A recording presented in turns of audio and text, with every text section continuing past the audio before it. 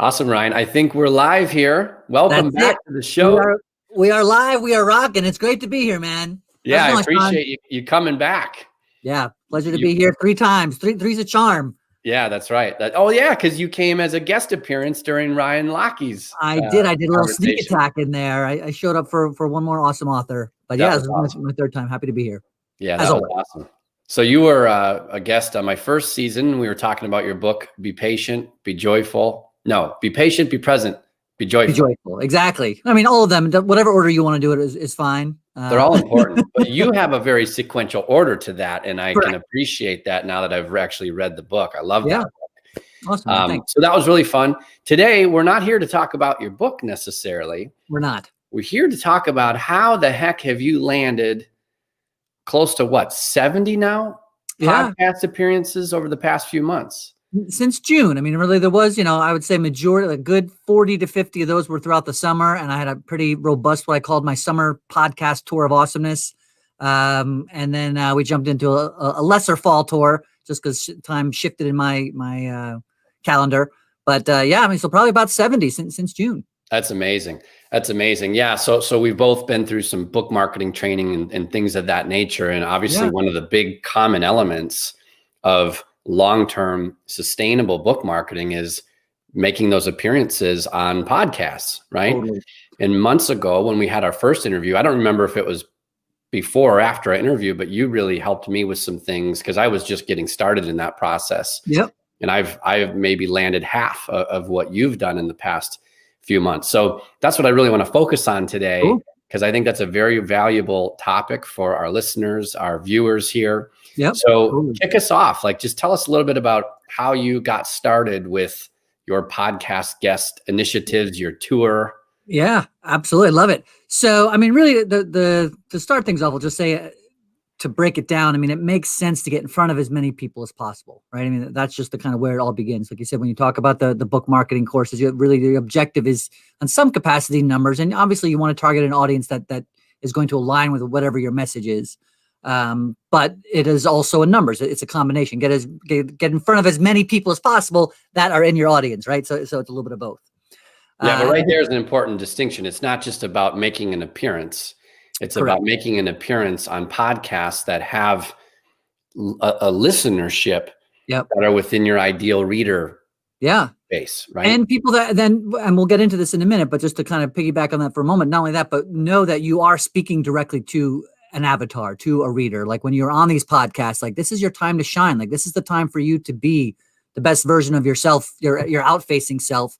So people get an idea of who you are, that they're not just necessarily going to want to align with your book or your story unless they can align with who you are and have some sort of a real connection to you. And so that's why I think podcasting, guesting is so powerful, because it gives you an opportunity to be yourself.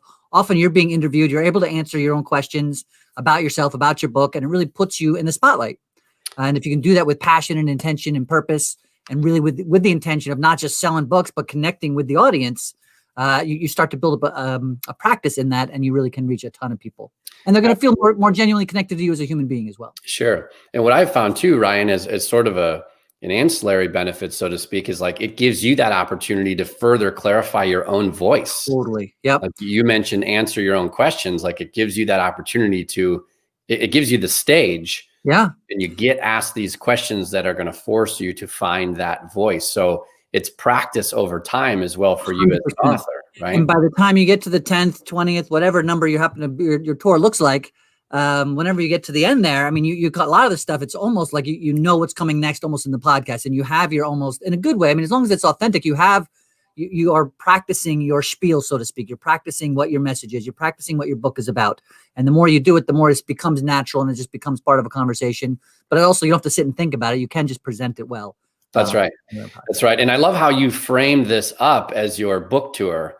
I actually copied you like verbatim. I now have a book tour page on my website, and it's just kind of a accumulation of all of my podcast experiences. Because let's face it, right now, stages are shut down. Big time. For the most part, right? So the new stage is this virtual environment, whether it's a webinar or a challenge or a summit or a podcast guest appearance. Yeah. That's it right now. That is the stage. So I love how you frame that into your book tour, because it kind of made it exciting, fun to follow. And fun for me, right? So today's stop on the tour is in Canada. Tomorrow's stop on the tour is in Australia. Next stop on the tour, you know, I was all over the world from my office here. Yeah, that's awesome. And right now you're in Dallas. Right, exactly. Which is so cool. Nice and toasted down here this time of year. Not today. It's a little chilly actually this morning. I woke up, I ran at like 6 a.m. It was 32 degrees. Nice. Officially freezing. Officially freezing. And I'm like, man, my winter coat is still packed in storage. Like, what am I doing? But after about the first half mile, the numbness set in. I was fine. But you're good to go. Yeah, I was good. I felt like I was waking up again in Chicago. It's really weird. Okay. So you set the stage. So to dial it back, I mean, I just to kind of say, like, how did this start? Like, where did this concept come from? And then to speak to that tour piece, and we may have touched on this on our initial interview, but I'm a huge fan of the band Phish, right? I don't know if you guys are familiar with Phish, Phish. I'm a super Phish nerd. If there's a couple different things I'm really nerdy about, it's personal development, it's entrepreneurship, and it's the band Phish, right? Those are the three things I could say. I need to stop you for a minute. Yeah. I've got to give a shout out to my good friend down in Austin, Texas, Josh Pearson. He has a band called Alive One. Nice. And they are like the Phish cover band you've ever seen. And this guy, you got to find him on Facebook. Totally. He goes live constantly, and like what he does and how he emulates Trey. I mean, it's unbelievable how talented this guy is. You'll love it. You don't have to sell me. I'm in. I'm gonna get the details. Now we'll put it in the comments below or something like that, and I will absolutely look them up today. All right, well, that's a rabbit hole. There may be a lot of, just fair warning, there may be a lot of rabbit holes in today's conversation, but if you're lucky, because that's a sign of a great conversation. All right, so what up, Josh? I like your style. That's right. So it stemmed from Phish and your passion and love and enthusiasm. Well, the reason I brought that up is, as a Phish nerd, really the way Phish became as popular as they are, and it's funny because they're either popular, like either you know them and you like them and you love them, or definitely know somebody who is, or you never heard of them, right? And I bring that up because they didn't become famous or popular by selling albums or being on the radio or being on MTV. You know, they started in the late 80s. They started early. Anyway, they became, they got signed in the late 80s, early 90s. But they did that by touring consistently and playing as many shows as possible and getting in front of as many people as possible, as often as possible, and doing what they do best, right? Putting it all out on the stage and just knowing what their talents are, knowing what their skills are, and putting it in front of the audience that was there for them, and making sure that people who were in front of them, not worried about what the record labels were doing, not worried about what the radio was doing, not worried about what his MTV was doing, but what were the people who were in front of me right now doing? Awesome. And they did that a lot, right? I mean, I forget, this is a rough estimate, but in like 1994 alone, they had like 250 concerts, right? So, you know, 9/10 of the year they were on stage. So this concept, as somebody who follows Phish and just live music in general, stood out to me as, okay, now we're in this, but, you know, it was June. COVID was really just kicking into gear. Lockdown was really just happening. I'm like, okay, so how can I get in front of as many people as possible, as often as possible? I love how you brought that lesson of touring and that lesson of consistency through Phish's story into your podcast efforts. That's really cool. And the thing is, you know, when they started, you know, in the 80s, 90s, there was no internet. They didn't have the opportunity that we have today, where we can get in front of literally thousands of people sometimes, right? We talked about 50 to 70 podcasts over 6 to 7 months. Let's just say the smallest audience I have is I was on a podcast maybe with 10 to 50 followers, but the largest one has 10,000 followers. You know, you float in there, it's probably an average of about 1,000 people an episode, right? So that's an average of 50 to 70,000 people I got in front of over the past 6 to 7 months. Well, and that just accumulates and stacks. I mean, there's a compound effect because that's so-called evergreen now. So all of those 70 interviews are forever accessible on the web, assuming those guests, or assuming those hosts keep their podcast maintained and up to date. But that is so incredible because that just stacks and stacks and stacks, and your message, your story, your book just continues to reach more readers. Yeah. And you are, you're purchasing real estate, right? You're purchasing content real estate in the grand scheme of things. It's like, okay, if I bought a plot in downtown New York City in 1920, whatever, it would have been obviously worth millions of dollars now. So 60 years from now, whatever number you want to use, how many views will if you're on X amount of podcasts, how many times could you have been heard? How many books could you be sold? how many new members of your audience can you find, right? And allowing time to and like. I love that. And I almost look at it as you're leveraging other people's real estate. 100%. Right. And you have no ownership. You have no maintenance of it. It's just, you're leveraging other people's platforms. It's just time. And it doesn't even physically, it doesn't cost you any money either, by the way. Right. Especially for some of us who we might have just put in a book. We've been bootstrapped just to get there or whatever. You started your own business, or if you're, whatever you're doing, do not necessarily have to pay for advertising. This is another great way to get in front of a lot of people. And it takes some diligence and some focus and some communication and some time. But from a financial standpoint, it's also doesn't cost you anything. Right. No, it's awesome. Okay. So here you were back in June, you've got this book. Yep. You're looking to go on this summer tour, so to speak.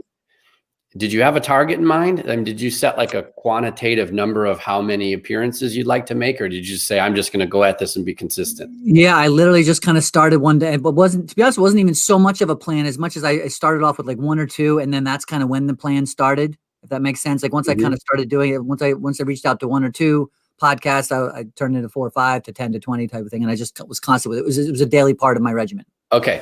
So I think one of the most difficult things, at least in my experience, was getting started.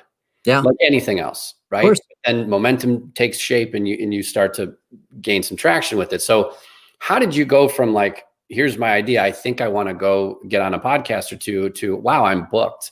What did that look like for you just getting started? Yeah, just getting started. I mean, it was, as with most things, first of all, it's always just take any step, right? For those of us who have any challenge with taking action, just take one and see what it feels like, see what it looks like, and then take it again. Take the same one a second or third time, right? So I think I initially, I think I initially just I started on Facebook, to be honest with you. In fact, now just bringing it all back in the noggin here. I started on Facebook. There are Facebook groups. I literally, if anybody out there is watching this, they're not sure where to start, you can go onto Facebook. And if you just go into the search feature and search podcast guest, like that's all you have to type in. And you'll show, like, I think we talked before, there's 4 or 5 prominent ones, but there's probably about 10 to 15 at least out there. And these are groups that you log into. I mean, you have to sign up to typically say, I want to be a part of, because they don't want people spamming. But you go in there and it's made up of hosts. It's made up of guests. It's made up of professionals who want to be guests. And you go in there and there are people saying, there's a hashtag, maybe become a guest, or be a guest, or don't be a ghost, be a guest or be a host. And you just, there is a community, there is conversations. You do go in and you say, okay, here's my background. Here's what I am. Here's what I'm looking to promote. And you, to your point earlier, you don't want to just reach out to everybody. If somebody says, I got a podcast on aliens, and your book is not about aliens, you're not going to say, I've had that. You want to be on there. I've had that happen to me. You were on aliens? No, I politely declined, but it's interesting what kind of feedback you receive, right? Yeah. Just for the benefit of our viewers and listeners here, because I made a post in the Authorized community a few weeks ago about this. And Ryan, you may have different experiences and I want to hear about it, but there's 4 groups here that I found to be very helpful. The first one's called Podcast Guest Collaboration. The next one's called Podcast Guest Connection. The next one is called Podcast Guest Interviews. And then the final one is I'll Guest for That Podcast. So do those kind of ring a bell? They're all kind of similar. Definitely. Yeah, definitely. So I haven't done the 4th one. So that one's newer to me. But Podit, I actually discovered because of Facebook. And that's what I was remembering when we were talking about just a minute ago. Podit in itself is its own website. And so there's 2 that I've used. And I want to talk about that in a minute. But if you don't mind, let's stay for a second on these Facebook groups. Sure. So they're easy to find. And each one of these groups has their own guidelines for how they want you to be posting your desire to appear on a podcast. Totally. So they all kind of have a template. And in many of these groups, you can just copy and paste the template and then fill in the blanks. And post it up and see what comes back. And what I've found is, like, I typically will go in once or twice a week and submit another post. Now, some of these groups only want you posting like once every week or 2. Others are like, do it as many times as you want. But it's the frequency of staying up on that feed, I think, that's important if you're looking for that guest opportunity, right? And I think, so from my experience, the posting, if you're actually creating your own post, like, hey, looking to guest type of a thing, like that's I would say you're right, not more than 1 or twice a week. That being said, there are hundreds, sometimes what feels like thousands of hosts out there. And so you could spend all day, every day commenting on their posts, right? And saying, if they're saying, hey, looking for a guest, and you just go on there and you kind of have your bio kind of set up on one screen, and you go through there and you can comment on there all day long. You could spend 2 or 3 hours.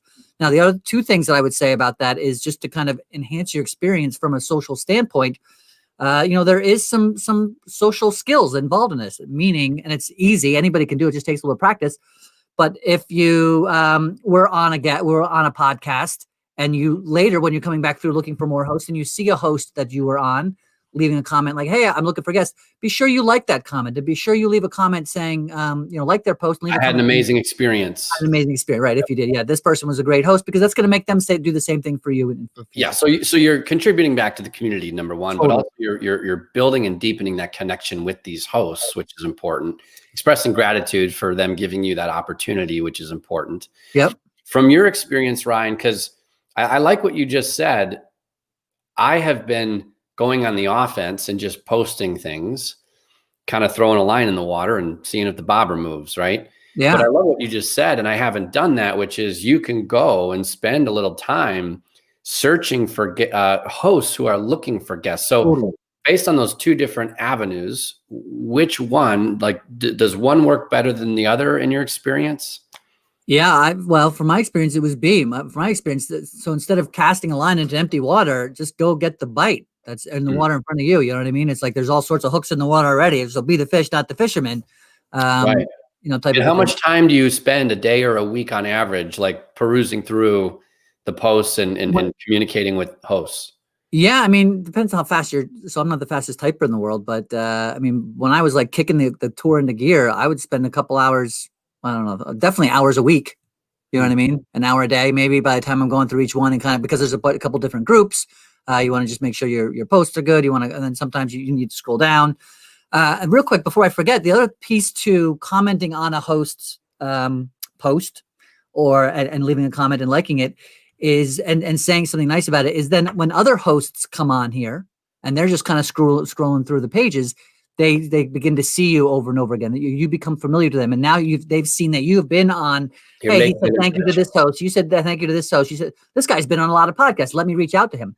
And the funny thing is, I'll say, by the end of my tour, I didn't even have to do posts anymore. I had people just reaching out to me on Facebook and on email. Hey, saw you this. And I started getting stuff that I didn't even sign up for. People asking me just to be a guest on their podcast. Well, I think you made a really important distinction a few minutes ago when you mentioned following up and interacting or thanking them or giving them hey, I was here on your podcast. Great experience. You're a great interview. It was so much fun. Thanks for the opportunity.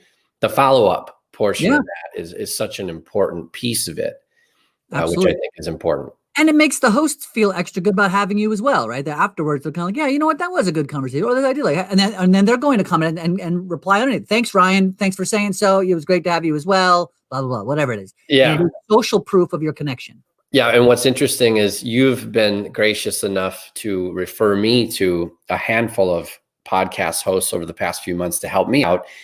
And anytime I connect with the host, like shortly before our interview, they're like, oh yeah, Ryan, because I bring you up, obviously. Of course, yeah. And they're like, oh yeah, Ryan was he was like the best guest I've ever had.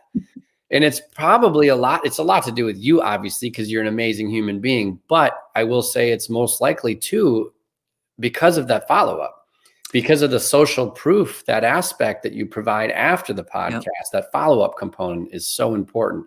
So you've got this holistic 360-degree experience when I'm having you as a guest on my show. Yeah. Which is so important. And it's all the same thing, right? I mean, and so to those points of social proof and gratitude and response, I mean, that's who you want to be when you're connected. This just as a quick tip, right? For anybody else out there, that's who you want to be when you're on these podcasts anyway. That's how you want to be always. As a human being. Exactly, right? It all comes from a good point. But I'm saying for this, right? When you're connecting with humans, you do want to show up in a space of gratitude. Like this is their show. You do want to show up thanking them. And this is, they're allowing you into their house and agreeing to put you in front of their audience, which they are working hard to build and working hard to create and all these different things. And so take that, into true consideration when you're there. That.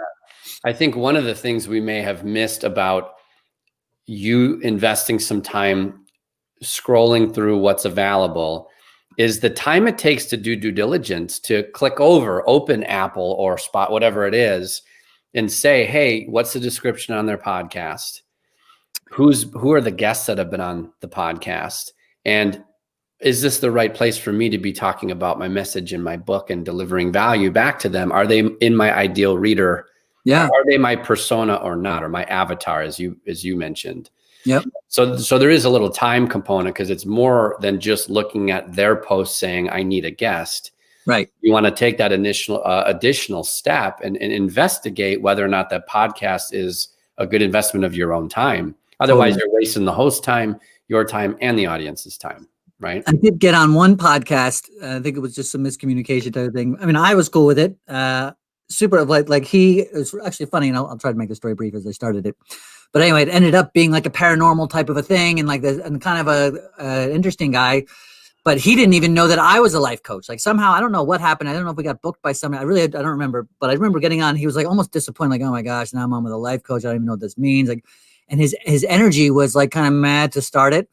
And I totally, like, I felt it. And I was like, this is going to be the best. You know, this is my opportunity. This is my challenge. So like, listen, I'm going to make this guy love not only me, but life coaches in general. And just know I'm going to take this whole thing around, right? Because he had this kind of pessimistic perspective. Yeah. And afterwards, like, and we did, and it was awesome. And I was just like, yeah, he's like, so why, you know, I don't like my wife telling me what to do. Why would I want a coach telling me what to do? I was like, all right, man. I was like, you know, that's not what we do at all. First of all, right? So anyway, that's not what this call is. He's like, you're a life coach? I thought you said life ghost. Right. That's right. I was so excited. I thought you were Bigfoot. I was completely confused. But anyway, we did turn it around, and it was great. And by the end, he's like, oh my gosh, because you know what, Ryan, and this is even, I think he says on the podcast, I really wasn't expecting much out of this, and like ended up being. So I say that now also there's an opportunity, if for whatever reason you end up not doing your diligence, end up somebody, that's not a reason to say this sucks and I'm not going to do it. That's a reason for you to step up your game and look for the opportunity for growth. Right. No, I love that. I love that. Okay. So you got involved with some Facebook groups. And by the way, I think we should mention too, because you mentioned Potted a few moments ago. Yep. And Potted is a very thriving Facebook community and a group. But Potted is actually its own website platform. Yeah. That has hosts and guests collaborating. It's like a dating website for a host and podcast. Yeah. That's it, matchmaking. Exactly. Yep. So there's a free and a paid version. I recently signed up for the paid version. And what really drives me nuts, Ryan, is like I go on. What's neat about that community, that website, is when a host matches with a guest, on the dashboard, when you log in, free or paid, doesn't matter. It says like recent interviews. And I'll go in there to do a little offense and I'll see your mug sitting there. Recent interviews, Ryan and this podcast. And then I'll go in a couple of days later, there's another one. I'm like, son of a. You gotta get out there, man. Work the tour. It's amazing. It's amazing. Fish would be proud, man. Yeah, I hope they are. So there's Potted, which has been very beneficial to me. Yeah. And I can't speak yet to the paid version of it because I just signed up for that a few weeks ago. Now the paid version, so far in my experience, gives you more features as a user. And I think they call it a rock star on that one. Rock star, yep. Yeah, you become a rock star once you. Yep. So are you a rock star or are you a free user? I am both, meaning I don't pay, but I'm. Okay. You don't need Potted to tell you you're a rock star. I love it. Yeah. Okay, so you've been doing all of this as a free user. Correct. Okay, cool. Yeah. So what has your experience been with Potted? Mine's been overall very positive. Yeah, overall positive as well. I think it's a great community. I think when I first, and again, there's been a lot of time for growth. I think particularly this is becoming a trend. And so over the past 6-7 months, they've grown. And I think they were newer when I first started as well. So there were some quirks kind of on the back end and through the messaging and through some stuff I'm being, completely just, I don't know, whatever, like a real opinion, like an overall very positive experience. I think there was, sometimes I don't always get notified, but the notification aspect of connecting with other people and messaging, I think that there's some back end things, opportunities from growth there. Yeah, they need work. You can't even create a paragraph in that messaging app of theirs. Like every time I write a sentence, I'm like, enter, and I'm like, oh, and then I end up sending somebody like that, some poor host, like 14 messages. Yeah. So there's some opportunity for growth there, right? Yeah. And as with any business, right? You're starting stuff up, you're trying to figure it out as you go, especially as more people get on. But overall, like really very positive. The people that I met on there, even on their Facebook group is great. There's that one. And then the other one that I use is called podmatch.com. And they were brand new. I was literally like one of the first 5 to 10 people on there, like as far as guests go. The guy had messaged me, like literally, in fact, I was there the day they launched. Like he hadn't launched. He messaged me on LinkedIn. He said, I guess because I had been promoting my tour on LinkedIn. And he goes, hey man, we're doing this thing. And so he messaged me and I've gotten on there. I would say it's great. It's growing. I've seen them. They've got thousands of hosts and guests at this point now. So it's certainly worth checking them out. Again, stuff they're figuring out back on the back end. Sometimes the communication between it isn't perfect yet. So there's opportunity for growth there, but, it's like, there's different styles. So there's different styles of the platforms, right? Poddit feels like a little bit more, and I don't mean this negatively, even in the slightest, but whereas MySpace was kind of big and fluffy, like, you know what I mean? Like aesthetically and your user friendliness. And whereas LinkedIn is maybe a little bit more thin, or I don't know, just like the style is different, right? Sure. So there's different stylistic of the platforms and there's something to be said there as well. Okay. So Podmatch. And then I haven't used that. I'll check that out. I recently signed up as a paid user of podcastguests.com. Yeah. And it's very similar to Poddit, but Poddit to me is more of like a user, it's more of a platform, whereas Podcast Guests is more of like an email driven type of platform. Yeah. And so I know podcastguest.com, and I think I have email. Let me dial it back. I've not paid for anything, right? And I've gotten I've gotten nothing from them. I submitted to a bunch of guests. They send you an email once a week, like, hey, check out all these hosts, check out all these hosts. And I responded to a bunch of them without paying, and I've never heard back from one. Wow. That's been my experience in that. Now, maybe paying makes a difference. Maybe they put you up. Maybe they're getting thousands because it's been around for a while. Maybe they're getting, hosts are getting thousands of viewers and they're not responding. So I don't, that's just been my personal experience. It's not bad. It's just so that was my experience until I did convert to a paid user, I think 3 weeks ago. And now I heard, now like 3 or 4 maybe trickled through. Yeah. I got some responses. So that might be the type, that might be the one that you definitely want to pay for. And the juice is worth the squeeze. Yeah. Interesting. Okay. So this is really good information, right? So you go out and search for the types of podcasts that would be in alignment with your book, your message, whatever it may be. You're looking on Facebook primarily, as well as some of these other platforms. We talked about Poddit. We talked about Podmatch. Podmatch.com, yep. And Podcast Guests. And I'm sure there's a slew of others that we haven't heard of. Okay, so you're out there. Tell me about how you approach the communication. Like, because for me, this is a form of cold calling. I've never been comfortable with, going door to door or cold calling. Like that to me has always been really intimidating. Sure. So how do you approach the messaging? Because now you've got traction, you've got history, credibility, experience. People look you up, they're like, oh gosh, this guy's, all over the tour thing, right? He's a rock star. Right. Even though his badge on Poddit doesn't say so. Not say it. Apparently he is anyway. Yes. So, but how do you approach that? If you're just starting out, are you just messaging them cold saying, hey, here's who I am, what I do, the book I publish, and here's the value I believe I can bring to your audience. Let me know if it's a fit. Totally. So 2 things. One, people who host podcasts need content and they want to have stuff that their guests are going to want to listen to. And they don't necessarily, they're building a business, they're building their podcast, they're doing these different things. They don't necessarily want to have to go out and look for people, if that, you know what I mean?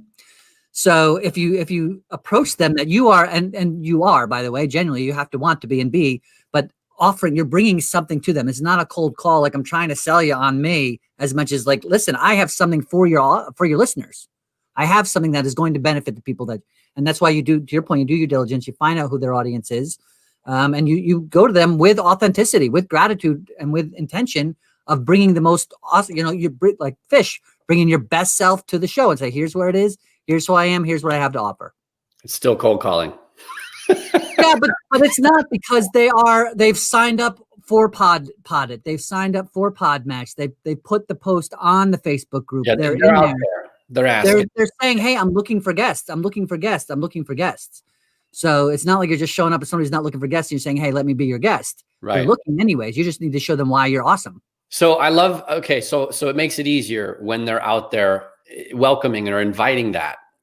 Have you gone out cold to a podcast, like a really popular podcast that maybe doesn't need a guest because they're backed up, their schedule's full, they've got, 500 positive reviews on iTunes, and they've got 100,000 people subscribed?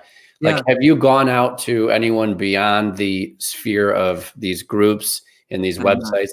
Okay.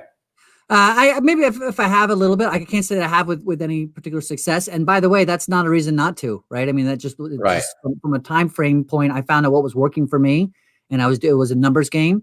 But at the same time, if playing the numbers game, and this is really just a rabbit hole, so to speak, if you were to, instead of doing anything that we just spoke about, to your point, find, let's say, 20 podcasts like that and build up a practice of reaching out to them. And maybe you're going to only land 5 instead of 50, but those 5 are going to have 500,000 people versus the 50,000 people. You know what I mean? Sure. So, and you can build up a practice, you can build up a spiel, you can build up a marketing technique for those. So I wouldn't say that's a reason not to do it, as much as I just kind of went for the low hanging fruit as quick and because I could get the most bang for my buck in a single thing. Yeah, makes sense. What do you look for? Like when you go out and you see someone wants a guest and you go do your due diligence, you look at the description, you look at some guests that have been on the show before, like what is it that you're looking for specifically when you investigate whether or not a podcast is a good match for you? To be honest with you, Sean, I like to get in front of as many people as possible. I think as long as the people seem like they're kind and connected and have good intentions in their podcast, and it can be a fun time. I mean, as long as there's something that I'm not offended by anything that they're doing or saying, and on some level, I mean, so my message is patience, is presence, is joy, it's creativity, it's intention, it's for entrepreneurs, it's for anybody who's looking to live life on purpose. And so that's a lot of us, right? And so I was in a space where I knew there was a lot of, like I said, all these different podcasts kind of spoke to a lot of their audiences. So for me, it's not so much what I'm looking for, if anything, is I'm looking for what I don't like, right? So if there's any red flags, otherwise I'm going to reach out. And I'm going to leave it in the point where you don't want to bother people if it's clearly not for them, right? You don't want to, again, if it's going to be a completely different topic altogether, don't waste their time with your message on Poddit or your message on Facebook, right? But if it's kind of borderline and maybe there's just some other synergies, you never know where it's going to go. I would let them then decipher, right? Is this guy right for me? Is this guy not, or gal not right for me? But if you see, like, if there's a 40% match, right? The 40%, okay, I think that, there's certainly 40% of their audience or whatever. I connect with this person. It can't hurt, in my opinion, to reach out. Sure. That makes sense. So tell me about how your book plays into this, because I remember like when we first started communicating, you shipped a signed copy of your book to me. Yeah. So, which is amazing. I don't do that. Like I very gently ask, hey, if you want a PDF or an audiobook version, I can make that available to you. Just let me know. And I find that the people who say, yeah, I would love that, I'll send it to them. And then right before our interview, they're like, I'm so sorry, I haven't had the chance to read your book. And it's like, I don't expect you to read anything. Right. That's a lot of pressure for you. Don't worry about it. If you ever want it, it's there. But you kind of took everything to the next level by shipping me a signed copy, which is really cool. So is that part of your process to make sure that? Yeah, 100%. And there's a couple different reasons. Again, if you're leaving it all on the stage, right, we'll take the Fish model, right? The people that walk away from a Fish concert, they don't just walk away that I heard this band is good. They walk away with an experience. They walk away with what it was, right? And so for me, like when I'm on this, I mean, I have so much confidence in my book. I love my book. I know that it's changed. It literally has changed lives. The messages that I've gotten back, like, blow me away. And I say that with love it. And like, that was my intention. Like, so the reflection of my intention in life has been amazing. I had a woman recently, I'll just tell you quickly, someone who, they found my book on their deathbed. Like their mother died and their book was next to them, as they were passing, right, within that last week or two. Wow. And so like tiny messages like that, it's like, okay, I know why I put this book out there. I know the value that's in it, and I want to give it to people. I want it to share. And if, again, going back to the reason why I kind of started looking to this podcasting guesting thing to begin with, is these are all people who have a voice and have an audience, right? So they are literally an influencer of some sort. What that level of influence is going to vary. But giving my book physically and knowing what it is and knowing that it is something that they can read in a half hour if they want to, and knowing that it is something that you can open at any point. And I know that it is the product where people are going to at least glance at it and get something out of. Sure. And knowing that these are people who have some sort of an influence or an audience and a voice that they're sharing regularly, to actually make sure that they have a copy of my book with an authentic note in it from me to them, thanking them for having me, asking if I can be on the show again or whatever, or, how can I serve you best from here? Like authentic gratitude and intention, connection. I think that is my intention in that is to get my book to more people. So not only did you have a positive experience with me on your podcast, and then not only did you get a copy of my book, but let's say 3 weeks later, 4 months later, you have a different guest on and you're talking about something else. You're going to say, you know what? I got this book that I got, right? And now you're on 2 episodes, right? That are evergreen, that are showing up later. So the intention is leaving something with them. I love that. And I love, like, I'm picking up your mindset, which I think I share this mindset, which is like full measure. Like growing up, I always thought I had an addictive personality, and I was, using vehicles that weren't so healthy for me. Right. And I still have that addictive. I like to devour things and go if I'm going to do this, I'm going to do it the right way. So I love what you're suggesting here. And that's a piece of my process that I haven't done very well, which was like have a gift show up for them. Totally. Which is so cool, because I don't think a lot of people are doing that. And that certainly makes that impression that much more powerful. So I appreciate you sharing that with us. And there's 2 sides to it as well. Like to your point, I would say majority, I'm thinking out loud here, but so there's a couple different things. One is if I can, I always send them a copy beforehand. But if not, I always send it afterwards, right? So sometimes it's just like we book it and I don't necessarily have a conversation with them, and it's going to be maybe this week or tomorrow or 3 days from now or whatever. We're going to have the podcast, and they're not going to get my book in time. So then I just set it up. If I know it's the case, then we do it. And then after I say, listen, thank you for having me today. I know we talked about my book. I really appreciate you giving me the opportunity to share it with everybody. I'd love to send you a copy as well. Would it be okay if I got your address? And they always say yes. And I always send them a copy.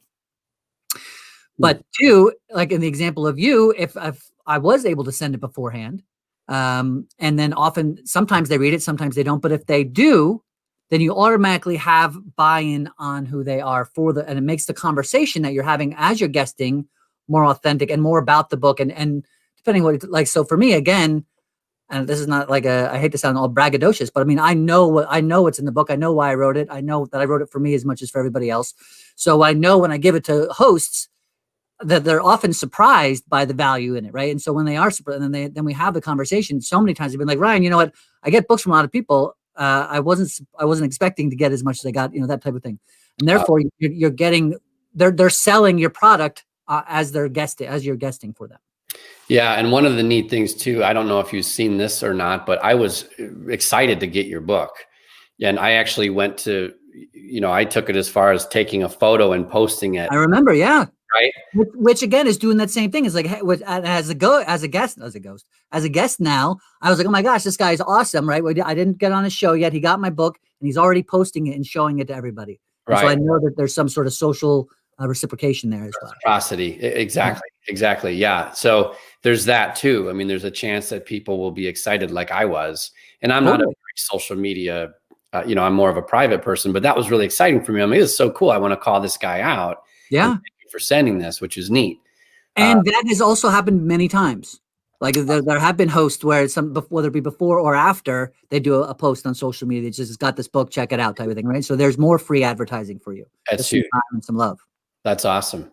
So tell me a little bit, Ryan, about referrals, because I know for me, you and maybe 2 others, maybe 3 others have really gotten my foot in the door and have done a great job of introducing me. And those referrals are contagious, because now I get done with an interview and I'm like, oh, I know 2 or 3 people that would be perfect for this show.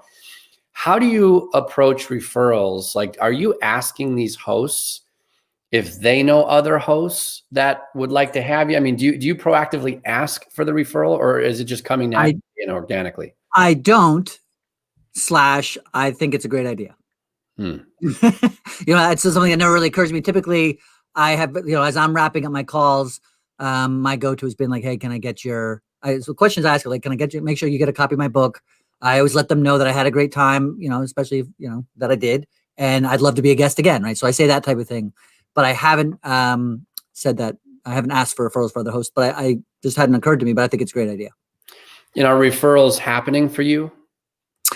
Yeah, not sometimes. Yes, definitely. So I'll get an email occasionally. Just said, in fact, I had one about 2 weeks ago. And I really haven't been booking much of a fall tour because I've been working on a bunch of different stuff.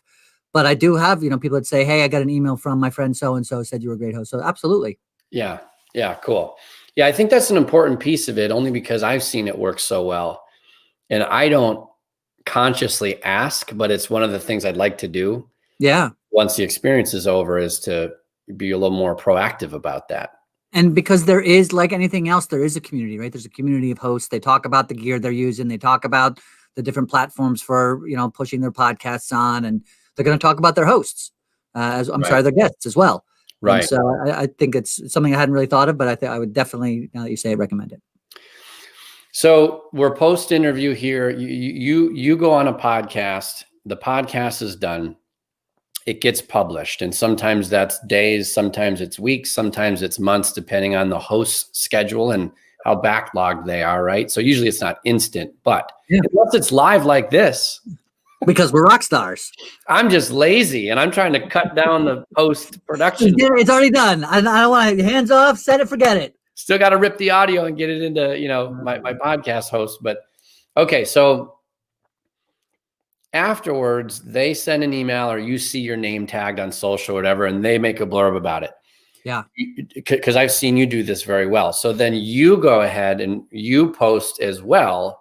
Yep. Saying, I just went on this podcast, or thanks to this host, and here's the show, and here's what it's about. So you're proactive about posting your own content on social media once an episode is released. Absolutely. And you're doing a couple different things. First of all, you are helping the host out. Again, thank you for having me. So now I'm going to do you a favor and try to get you in front of as many people as possible, for multiple reasons. One, so they can see my stuff. B, so they can see your stuff. C, so now the more stuff of yours is seen, the more evergreen your content becomes, and someone, the more popular you become, and maybe in the future, someone who didn't see my content will see it, right? So it's all about giving, creating, and so that you can then be seen as well. But yeah, as soon as I do it, I put it on Facebook, I put it on Twitter, I put it on LinkedIn, and then I know sometimes I'll do it on Instagram if my host kind of has like their own, because Instagram's a little bit weird for me. Like I'm just not awesome with the phone, the way you upload content. That's a Ryan thing, not a Instagram thing. Well, it's not as friendly with links either, right? Exactly. And so that's a big part. Yeah. No, but sometimes hosts will forward me like a file that I can upload, and it's just like a short video, like a short blurb cut out of thing, or they'll mention me on their own Instagram thing, and I'll just kind of add it to my story so other people can see it. But I set aside a very specific page, to your point, like you mentioned kind of, hey, here's my tour. I have a page on my website, ryanstanley.com. It's like guesting on podcasts. And if you go on there, you can just see every single post. You can see all 70 interviews from June, and you just kind of scroll through them. I set it up almost like a blog. You just go from whatever day that they were launched is whatever day they show up. Yeah. And that's really helpful too, because when you're pitching yourself to these hosts, oftentimes they want to see how you are on camera, or they want to hear you. Like, they're not only looking for you as an individual, but they're looking for your technical setup. Yeah. And what your background looks like, and what your, how you sound, and how's your lighting, how's your microphone. They want to make sure that the quality is a certain caliber. So what's nice about what you're suggesting, and what I accidentally stumbled into thanks to your lead, was creating this tour page. So now, rather than saying like, oh, these are my podcasts that I like here, check this out on iTunes, here's a link to YouTube, here's this interview over here on Facebook, whatever it is. Now it's just one link. Yeah. And it's got all the stuff kind of aggregated, to your point, all in one place. Totally. And you're like, hey, here's proof of my awesomeness, right? And here's the different types of people I've connected with, and different types of shows I've been on. And here's my ability to really share my truth. Right. Yeah, I love that. Very cool. And again, it just gives people opportunity to kind of, and by the way, if you're an author, if you're a coach, or whatever the reason that you're into this space, having that on there also, just if somebody who's not a podcast host or whatever just happens to come across your website, it also says, okay, this person's has experience in being out in the public eye and presenting themselves and connecting with a lot of different people. Clearly they have an audience. Clearly they have a networking, they have a network, all the different things. It just adds to your awesomeness. Yeah. No, I love that. So I struggle with this because I'm using primarily Facebook and I think LinkedIn to a lesser extent. And then I do have Instagram and Twitter, but like it's a ghost town. Like I don't even have posts up on those. Do you see one of these platforms for you getting more traction than others as it pertains to you sharing your podcast interviews? I don't. And that's the answer. I say that with hesitation, meaning that I'm not, I haven't looked too much into the data on it. I feel like, so for I'll start with Facebook, right? So Facebook, I post in two places. One, I post on just my personal Ryan Stanley profile, like, hey, I'm a dude from Annandale, New Jersey. And then I have my own like coaching page, right? So there's a profile and there's a page, and I post on both of those. It got to a point where I was like, literally, I was sometimes posting 5 or 6 a week, right? As I was like really deep into the tour. And like, sometimes I'd be like, have one today, tomorrow, the next day. And then one from a month ago that I recorded would suddenly, I'd get in the email. And actually, like, so I wouldn't do more than one a day, but sometimes it was every single day. And so friends, family, that type of thing, they're not necessarily going to like every single post. Like, all right, here it is again, Ryan again. But at the same time, a lot of them are clicking on it and looking at it, or one might look at one day and then another one the next day and that type of thing. So interestingly, if I see and I've done my own research in the sense that I'll go back and I'll look at YouTube videos, because that's where I can measure other people's data, right? So if I see YouTube interviews that I've done, like 9 times out of 10, my interviews are some of the most watched, right? They have the most views. Now, I bring that up in the sense that I love to, on my Facebook or wherever, share the YouTube version. And I do that. I like doing that because I can see the results. I can see the counts. I can see the views. You get access to those analytics. They're public. Right. As opposed to if I put an Apple thing or whatever, I can't see if anybody saw it. I can't see if anybody clicked it. I can't see how many views, and the picture doesn't come up the same, right? So there's for me as a viewer and as a guest, I prefer to share the YouTube videos of when they're available. So I say that in the sense that my point of bringing that up is I might not get a lot of likes, but then I will notice that people are certainly checking out the YouTube videos, right? I can check that by the count of views.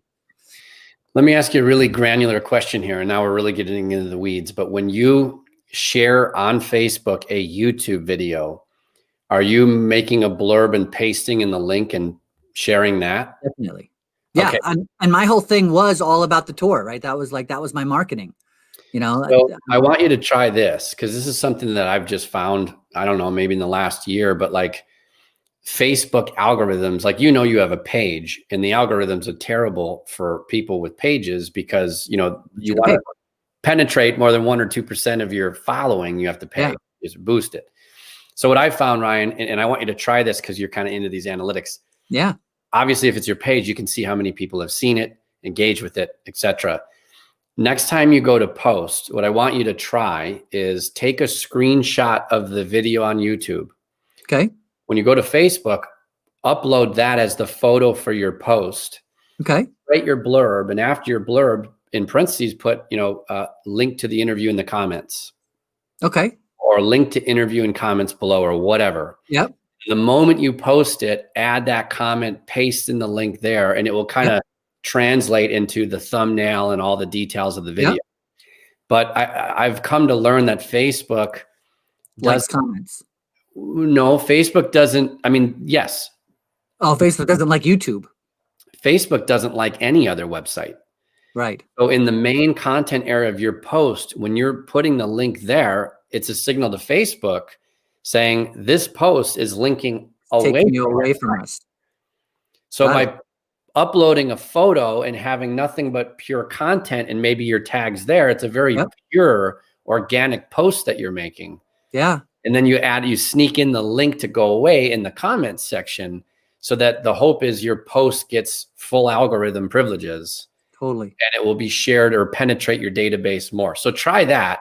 I'm in. That for me has worked really well in getting more exposure on my post, because we all know it's terrible out of the box. Right. But you learn as you go. That's a great tip. I'm in. I'll let you know. I'll check it out for number 4 when I'm back for 4th. That's right. We'll hear about those results. Yeah. No, that's awesome. All right. So we'll wrap up here, and I appreciate this. I'm pretty sure today is Giving Tuesday. Cool. And I didn't know that, but I'm in. You're giving us a lot here, so I appreciate it. That's always my intention, Sean. So what would you say to someone who has authored a book? Yep. They know they should be making an effort to guest on podcasts. Yeah. They haven't started yet. It's kind of this big unknown territory. I think today you've done an incredible job in kind of mapping out the process start to finish, which is awesome. Yeah. So what would be your guidance for them if they were like on the 1 yard line to taking action? Yeah. First of all, it's simple and it's easy. It just takes time and it takes intention and follow through. And so I say that in the sense, if you're an author, so the first thing on the 1 yard line, it feels like, oh, I got a job, but whatever you're doing, I don't necessarily have time to sit down Facebook all day. I don't have time to go to Podded, go to Podmatch. You do have time. You're just probably spending it on Netflix, or you're spending it doing other things. Or your day job. Yeah, or day job. But that's what I'm saying. Even if you have a day job, there's other time that you could be like, I mean, if you want to do priority in your schedule yet. Make it a priority. It's easy to do. It's copy and paste, right? So you set, and we can get into this is a little bit deeper in the details, but have a bio on one screen or one side of the computer. You copy and paste it, and then you're going to go and it says, hey, my name is Ryan Stanley. I'm an author. I'm a speaker. I'm a coach. I've been a certified coach, whatever. Since this, I have a little blurb. I'm looking to guest on this type of thing. I'm excited to hear from you. Let me know your thoughts. So whatever it is that you just copy and paste it. You go onto the Facebook groups and you just look for posts that are something that I would want to be on this. Yes, I'd want to be on that, and just comment all day long. Then look for the response. And then you also have to like be open to like a lot of emails and like back and forth scheduling your time. And sure. So I don't know if I really answered your question as much. I'm just letting you know it's not difficult. It just takes time and consistency. And so if you're willing to put in, spend it, and know that you're not necessarily, it's not going to happen in a day, a week. It might happen, it took me a month, right? Of just constant, like every day, spending some time somewhere on one of these platforms, maybe an hour a day, whatever it was, to get to, and then they start to add up. And then just like anything else, then to my point earlier, that people started reaching out to me, right? So it'll start to take care of itself. Yeah. Awesome. I love it. Ryan, have you ever thought about like making a course on any stuff? I have thought about it. And like I said, some of these other details. So yes, is the short answer. And so maybe we'll put that together and put it out there for the masses. I'd be interested in enrolling in that as a student, because I mean, your results speak volumes. They speak for themselves. Yeah. Thanks for saying so, man. Over the past few months. I mean, that's amazing. That's incredible. So I'm following in your footsteps. I'm chasing. You're rocking it, man. I love it.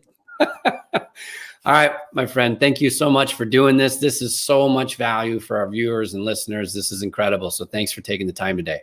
Yeah, my pleasure, man. Thank you as always for having me. And I look forward to talking to you again soon. Cheers, everybody. Thanks, Ryan.